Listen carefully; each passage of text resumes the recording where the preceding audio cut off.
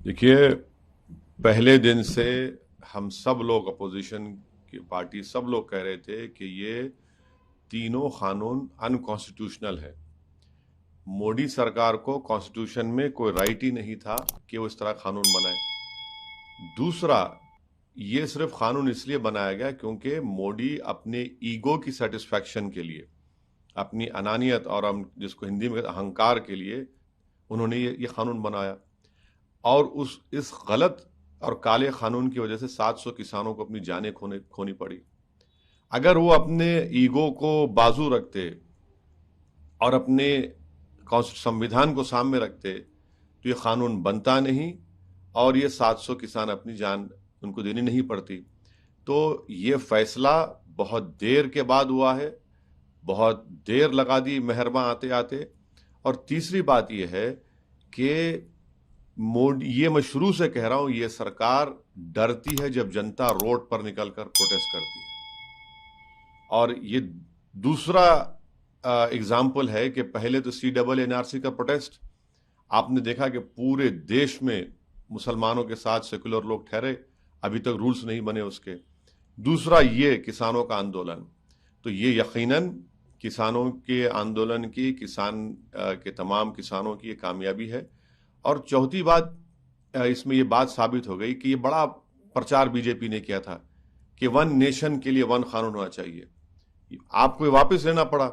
तो one nation के लिए वन इलेक्शन भी गलत है। हर स्टेट में इलेक्शन जब भी होगा तभी तो हम सरकार को आड़े हाथ लेंगे और सरकार काम करेगी गरीबों का।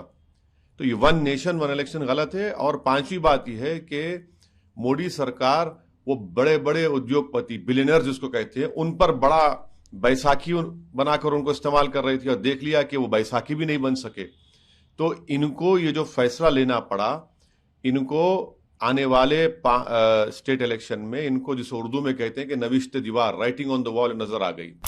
तो इसीलिए अपने आप को बचाने के लिए, अपनी पार्टी को बचाने के लिए उन्होंने ये फैसला लिया है। और इसमें यह मत समझिए कि मोदी जी बड़ा बड़ा काम किए। इनको नजर आ गया था कि देश इनके खिलाफ हो रहा है और चुनाव में जाना है उनको, उत्तर प्रदेश में, पंजाब में और 2-3 स्टेट में। इसलिए फैसला लिया गया। और शायर ने सही कहा था कि दहन पर है उनका गुमान कैसे कैसे, कलाम आते हैं दरमियान कैसे कैसे, जमीनो चमन गुल खिलाती है क्या क्या, बदलता है रंग आसमां कैसे कैसे। तो वो दिन दूर भी नहीं है इंशाल्लाह जब मोदी सरकार CAA का कानून भी वापस ले। क्या कश्मीर में अमन हो गया? कहां हुआ है? जब लोग रोड पर निकलकर मरने वाले इनोसेंट लोग कह रहे हैं कि कम से कम हमारी लाश तो दे दो हमारी, आज आपको एक्सह्यूम करना पड़ा उनकी बॉडी को। कहां आपने स्टेबिलिटी लाई कश्मीर में? कहां LAC और LOC पर अमन है? लद्दाख में के अंदर आप जाइए, ऊपर चीन बैठा हुआ है। आपने पाकिस्तान से दोबारा सीज फायर क्यों किया और उसके बावजूद भी वहां पर ड्रोन से हथियार आ रहे हैं? तो देखिए, हर महाज पर मोदी सरकार नाकाम साबित है। और ये बताता है देश को, और हमको ये पैगाम मिलता है कि कोई भी सरकार अगर 300 MP सीट जीत कर ला भी लेती है तब भी वो गवर्नेंस नहीं कर पा रहे हैं ना, गवर्नेंस नहीं कर पा रहे हैं। इसीलिए इनको हालत मजबूरी में अपने आप को बचाने के लिए ये इस तरह के कानून को वापस लेना पड़ा, जो पहले दिन से ही काला कानून है और अनकॉन्स्टिट्यूशनल।